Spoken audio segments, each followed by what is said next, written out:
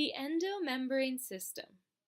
Several organelles, some made up mainly of membranes, form a type of assembly line in the cell. They make a protein, then process and ship it to its final destination, whether that be inside or outside the cell. Organelles included in this system are the nucleus, rough and smooth endoplasmic reticulum, Golgi apparatus, and lysosomes. Collectively, we refer to them as the endomembrane system. Note, the plasma membrane is also considered part of this system. Here is a diagram of the endomembrane system. When RNA leaves the nucleus, it enters the endoplasmic reticulum, or ER. This organelle is a series of membrane-bound sacs and tubules. It is continuous with the outer membrane of the nuclear envelope. Reticulum comes from the Latin word for little net. There are two types of endoplasmic reticulum, rough and smooth. Rough ER has ribosomes attached to its membrane, thus a rough appearance.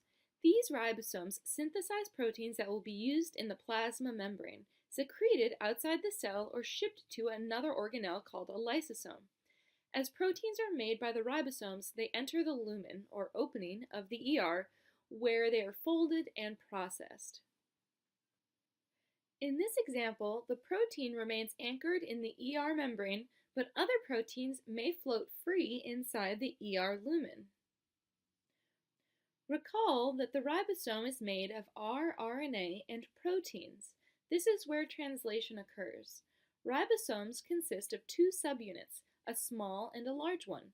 Each subunit consists of proteins and rRNA. The two subunits come together when proteins need to be made.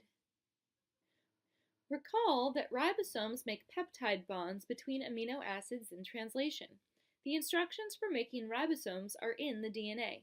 From DNA, rRNA is made. Some of the rRNA is structural and other rRNA holds the code from the DNA to make the ribosomal proteins from mRNA.